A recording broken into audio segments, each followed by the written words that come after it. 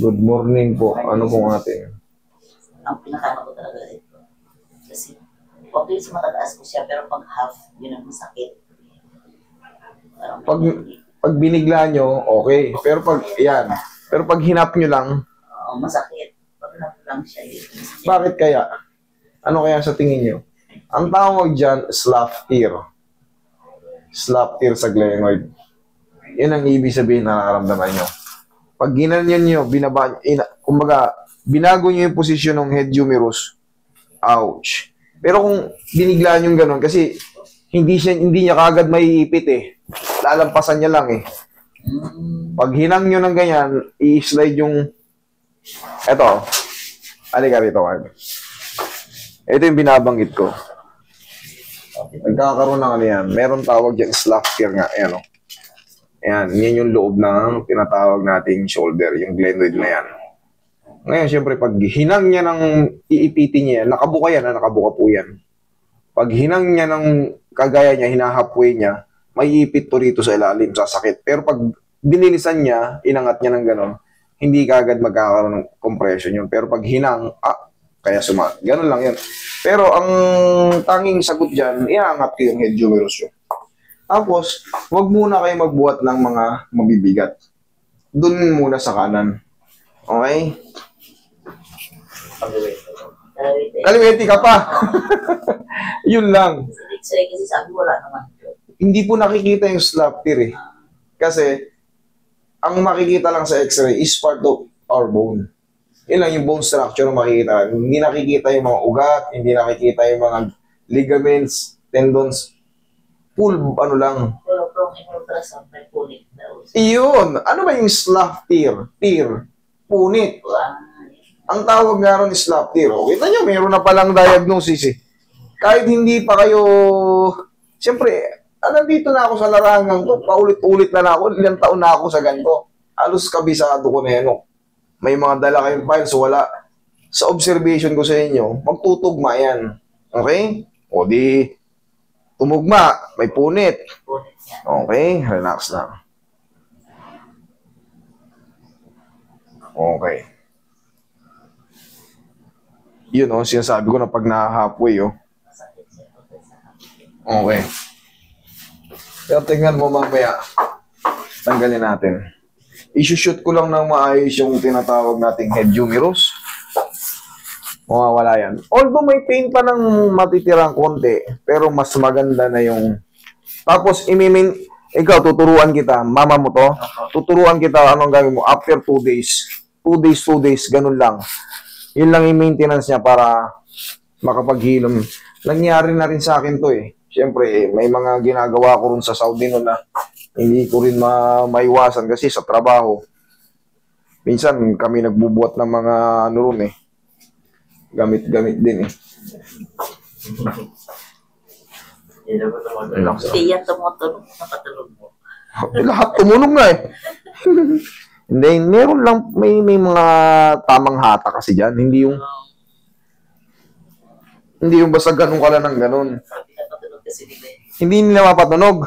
Eh, bet ako. Minsan, tatlo lang, dalawa. O lahat yun relax lang.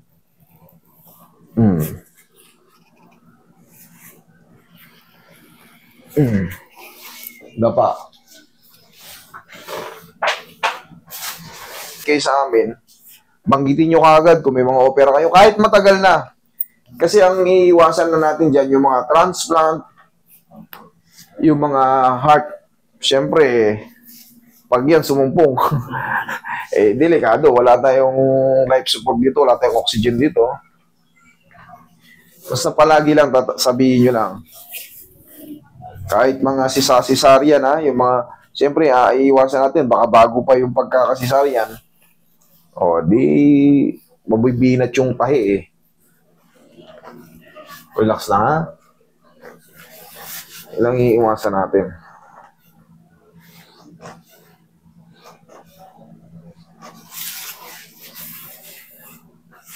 Aplusin mo na rin balakang ni nanay ko yan. Kasi pag ibenta ko, masakit ang balakang. Diyan ka muna na pa-applause ko muna kay Roy. Sige. Tupin niya ito, ma. Nakailang session na kayo ron sa iba? Okay po. Bawa na naman. Tatlo? Okay. Basta huwag ka nang babanggitin yung ano. Okay, sige. Yan lang, Buti naman, nakapag-isip-isip kayo. 3 is enough sa session. Pag alam nyo wala nangyayari, nobody's perfect. Palit, gano'n lang. Huwag na kayo magpapaabot ng 10 session, alam nyo nang wala. Okay, inhale. Exhale. Ayan, palagi nyo lang bibigyan ng chance, palagi pumuntahan nyo. Tama na yung 3. Di ba sa kasi sumakit eh. Hindi ko kasalanan yun, hindi sa akin. Mas lalo sumakit. Ay, dapat lumipat. Pag lalo sumakit, ibig sabihin, palagi ko yun, ini-explain ko na rin yan eh. Tandaan nyo, pag in-adjust kayo, kailangan yung ganito kasakit, mga lahati or mas maliit pa. Yung naging komportable kayo. Kunyari, may pain. Okay, to humina. Konting-konti na lang. Pero kung lalong sumakit, ibig sabihin nun, may ano ron. May kakaiba ron. Mas lalong na mali ang adjustment. Tagilid ka, ma'am. Sige. Tupi mo to.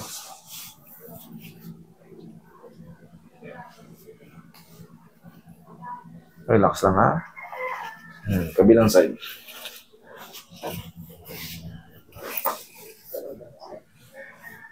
Tunog lang yan, ha? Wala nang masakit. Sige, upo. Wait lang, ha? Tapos bumili kayo ng pao. Ito, pang maintenance yun na to. Safe to, for external use only. Pag may sumasakit sa tuhod nyo, sa mga gulugod nyo, sa mga likod-likod nyo, masakit ang sikmura nyo, haplusan nyo lang ng pao. Ang laking bagay nito. Effective yan. Lalo kung sinisikmura kayo, parang nanlalamig yung ano nyo. Alam niyo, nanlalamig yung katawan nyo, parang kayong nasusuka na hindi mawari. Pinapawisag kayo ng ano. Haplusin nyo yung sikmura nyo, tapos likod nyo ng pao. Tignan nyo, magbabago. Promise. Yung mga ganong pakaramdam. Kasi ako, subok ko na to eh. Para kayong nasusuka na, hindi mo mawari, natatae na. Haplusin nyo ng pao yung sikmura nyo, tapos palamas-lamas nyo yung likod nyo. Kahit ganun-ganun lang ng pao.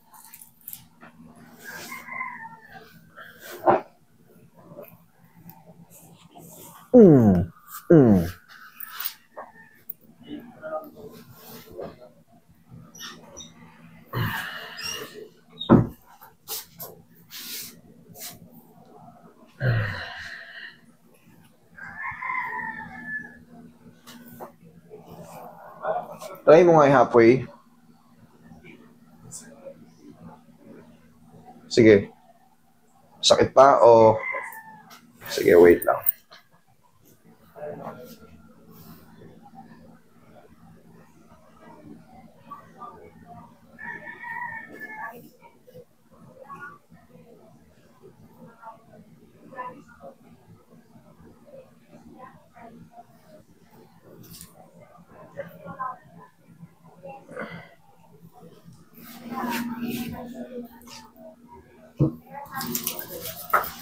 Kailangan, ang maramdaman mo, may pain pa, pero yun nga, kailangan kumalahati siya o humina pa siya. Okay? Tapos, mga ilang araw, ayan. Kasi hindi naman to frozen eh.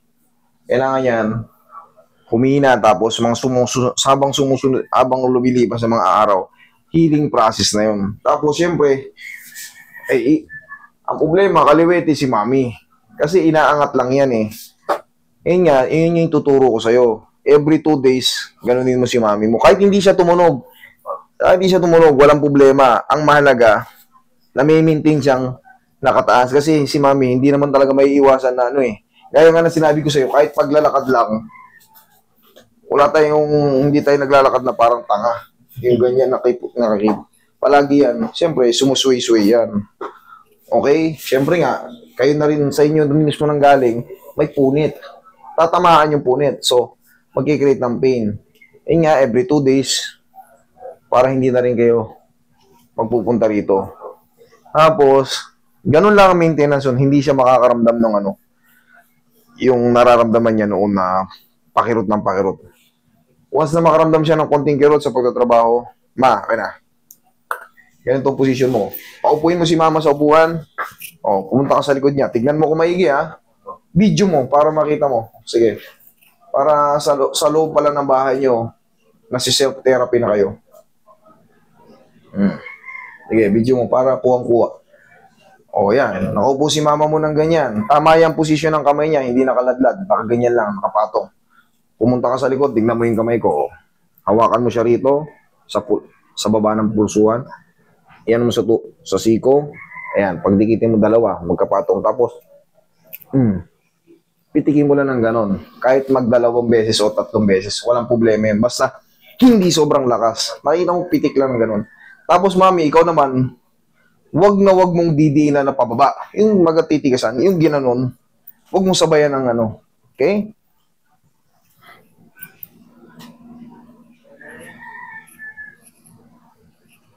Yan, tigasan mo lang, halfway mo lang. Okay, angat mo. Okay, halfway mo.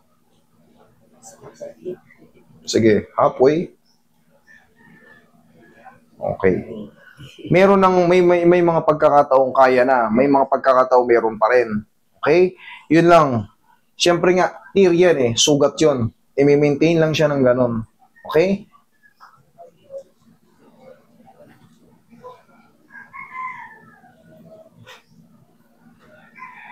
Okay. Kahit pa paano, kaya-kaya na. Ma'am, yun lang. Yung binilin ko sa inyo, yun lang magiging susi dyan. Kahit hindi na kayo magpa-therapy. Okay? Nasa inyo na yung ano dyan. Tapos, pau lang. Okay? Sige, thank you.